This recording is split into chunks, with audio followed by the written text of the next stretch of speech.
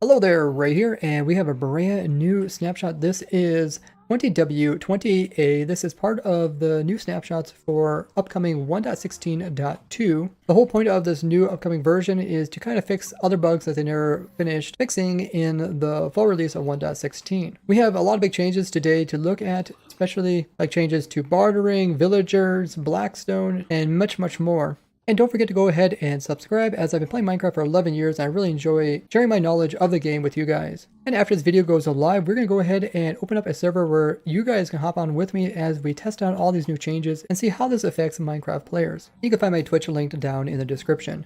Now let's get into all the new features as well as bug fixes for this snapshot. So the first big change that they did to this new snapshot is bartering. They actually added some new items to bartering. They didn't remove any. So now we'll have access to a few new items. Let's go ahead and take a look at a spreadsheet that Cheater Codes made for me. So this shows all the different items over here on the left hand side, and it shows the weights, like how often you'll see this item come up per trade, the average amount that you'll get when you do trade, when you do get this item, the chance of actually getting this item, how much you'll get of it per ingot on average, as well as how much you'll get per stack. So a very useful chart that he put together. So the new item you can see down here is Blackstone. Blackstone is one of the things you get from this biome here. This is the Delta biome. You can also get it from bastions, but it was a limited resource, meaning that you could, in theory, mine up all the Blackstone possible in the whole game of Minecraft. There wasn't no renewable way of getting it. So now it's a renewable resource. You get it from the piglin bartering. Pretty much exact same rarity as gravel, so you can get a lot of it, which is awesome. And Blackstone can pretty much be used to build any other type of stone thing. So all things that you can build with stone, you can also use Blackstone to do that, meaning you could kind of live in the Nether dimension, which is exactly how we started out Protosky. And in Protosky we did extreme Nether skyblock, where we started in the Nether using all the new Nether stuff. So this change could have made a big change to the way we did it. It would have made it a lot more easier. Next new item is spectral arrows. So this is essentially a type of arrow.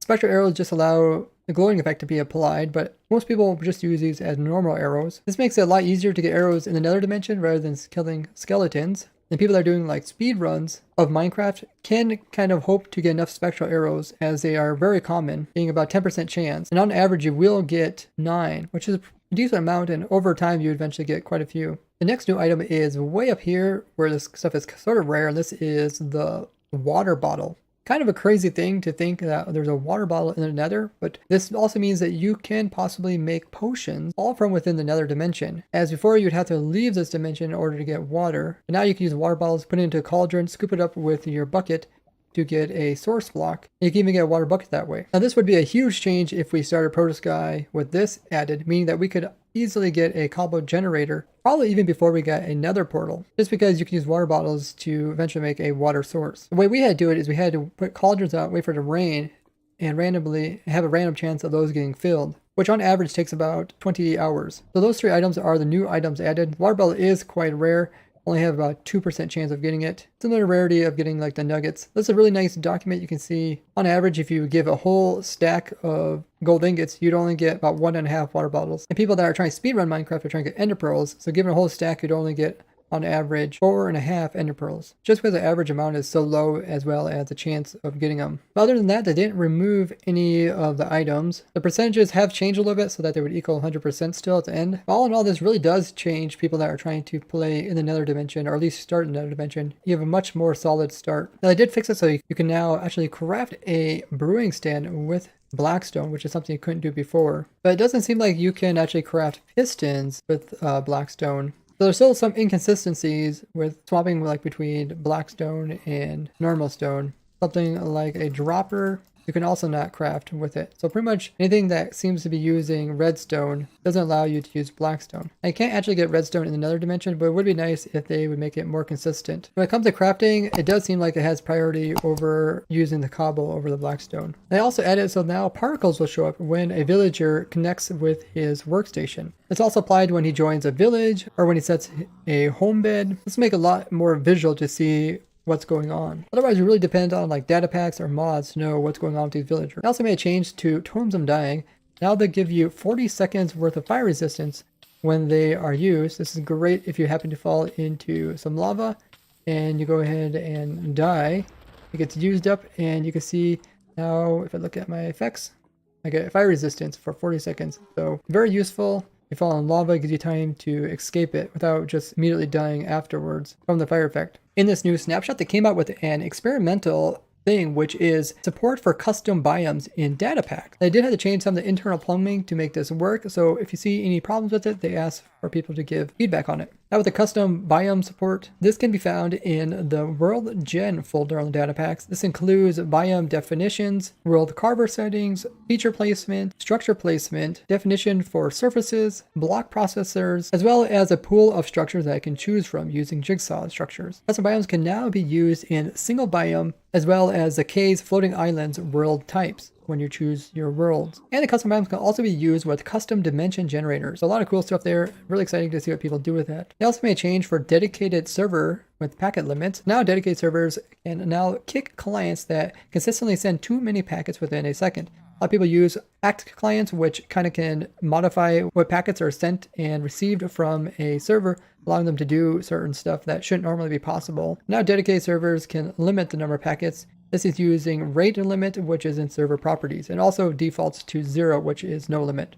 The first change that they made was a change to how thorns work. Now thorns has a chance of doing damage back. It's not always 100%. The problem was if a mob would hit you, and even though the thorns wouldn't go back and hurt the mob that attacked you, it was still doing extra damage to the chestplate. Usually durability is done to the armor when the mob attacks, and then there's a extra amount that is done when the thorn effects turns around, it does damage back. And that's why wearing Thorn's armor, it usually degrades super fast. The bug was it was also doing this reduction in durability, even if the Thorn's effect never worked. Let's go ahead and give it a try. We got Silverfish here. We got some Thorn's armor on. Go into survival, and we can watch it go down. It is, like you see it go down by 1. Every time you see it go down like by a bunch, it's doing damage back to him. So this way Thorn's armor is actually going to be a lot more useful because it's not going to go down every time. It's only going to go down a big chunk when durability is done back to the mob. And it takes down 3 durability, 1 for a normal mob hit, and then the 2 extra durability for that Thorn's effect going back towards them. So what this means is that Thorns actually might be more useful to use in like farms. I designed a lot of farms based off of Thorns where mobs attack the player and then the Thorns would kill them, making it considered a player kill. And this will make those farms a lot more viable. In the past, I would have to limit the number of armor I would put on the player just because it would take a lot of durability and you get very few XPs off of the mob once you killed it. Now with this change, you shouldn't take as much durability. It means you can put in more pieces, might be able to put a full suit on, and the XPs will be able to actually repair the full suit. So definitely see more farms from me using this effect. So they added ability so you can use data merge entity and then the type of entity that you're looking at, and then you can change it so that they can change into like a baby zombie or even a villager using this command. So if I go ahead and enter this, you can see we actually turned that entity into a baby instead of having to summon in a new one, or we can change into like a zombie villager. They made a change to how fungus trees generate. Instead of them just generating on the highest layer of the biome, meaning that any type of overhang like this would be completely bare of trees underneath, they added it so that they can generate anywhere where there is the appropriate type of biome. So in overhangs or like in caves, we should be able to see the fungus trees sprout out. Now there was a bug with hoglins that you guys probably seen when we were doing testing, which is they didn't pathfind very well going up like steps or down steps. This was because when they were partly on top of air, meaning that their hitbox was kind of hanging over the edge, really hard time pathfinding around. And this bug was actually fixed. So now you just have to watch out more because these guys will be able to easily like run up these sides. Let's go ahead and give it a try. Go into survival. Let's see if he can run up here, get me pretty easily. Oh yeah, they're having no problem getting up here. In the last snapshot, they tried fixing a bug where minecarts weren't burning in lava. Let's go ahead and give it a try. And hey guys, it's working again. And yeah, they burn like in fire too. So cool. So you can use like lava to destroy your minecart. Sleepicles weren't able to be placed on soul sand, and now they added that. This is great for aligning items while also letting them be able to get picked up from underneath using hoppers. Now piglins who had the inability to pick up items were actually just standing by them, even though they wouldn't be able to pick them up, and now that has been changed. It made it so water traders won't drink their invisibility potions if they're in the nether dimension or the end dimension, even though it's nighttime in the overworld. They made a fix to trapdoors where mobs are actually able to spawn on the new types of trapdoors as well as the iron ones, even though they're not able to spawn on normal ones. This was something that one of the viewers actually discovered during our snapshot testing, and we designed some cool farms using this, as you can make pretty fast farms where you drop mobs down using trapdoors. Those farms will no longer be able to be used in 1.16.2. They fixed the bug to do with Rails creating extra updates, more updates than they used to, like in version 1.12. Now this is one of the annoying bugs that was brought to me and I talked about during the video covering 25 bugs that still exist in 1.16. This means that using Rails as an alternative way to send signals will be as lag friendly as in 1.12. They fixed a problem to do with Endermen, which was introduced in 1.16. They're able to teleport to blocks that they shouldn't be able to do, like bedrock. This is not a good thing because if you would like hit an Enderman and he would decide to teleport, it's possible for him to actually teleport to the very top of the Nether ceiling. Hopefully all you guys that were talking about having Enderman teleport to weird blocks in your farms, this should not be fixed. There was a problem to do with how ore was generated using a 32-bit float, which wasn't a real problem near spawn, but if you went out to the world border, due to the ore veins being positioned in adjacent chunks resulting in runaway chunk loading. Now, we never had problems going out to the world border, but oftentimes when we do go to the world border on Protect, we have to restart the server shortly afterwards, just because so much lag is implemented afterwards. They made quite a few changes to do with the jigsaw block here. They fixed a problem to do with structure blocks, which was the 32 limit, which was in the past and was increased to 48. The 32 limit was still being implemented on dedicated servers. So this allows us to be able to move structures around a lot more easily. They fixed a problem to do with cactuses inside of flower pots, not looking quite right. They fixed a problem where fungus trees were growing right through fire. Let's go ahead and give it a try, and now you can see they will extinguish the fire. There was a problem that comparator clocks at some locations were causing extreme amount of lag, so much that it would drop your frames all the way to 0, and this bug has not been addressed. They fixed a little problem to do with the crimson slabs showing up incorrectly on maps. During our snapshot testing stream, we had a lot of crashes, and it was when piglins, the normal ones or the brutes, were converted over into zombified piglins.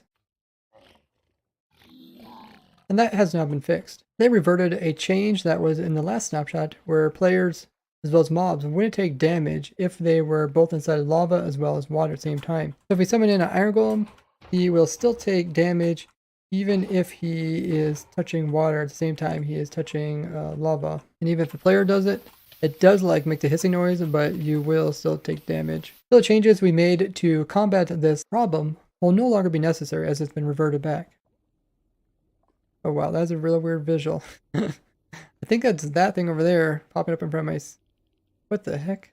People that had villagers in like 1.14 and would go ahead and update those worlds to 1.16 were finding that their villagers vanished. And now that should no longer be the case. A lot of really cool changes in this snapshot. Even though they said they mostly were just going to do bug fixes for 1.16.2, we see a lot of new features and even bug fixes which could be considered feature because they're so extreme. I'd love to hear what you guys think about these changes down in the comments, especially to do with the bartering. And guys, don't forget to join us during our snapshot testing stream right after this video. You can hop on the server as we play around with these new changes. You can find all our information on my Twitch link. I'd like to thank you guys for watching, and I'll see you guys in the next one. Bye-bye!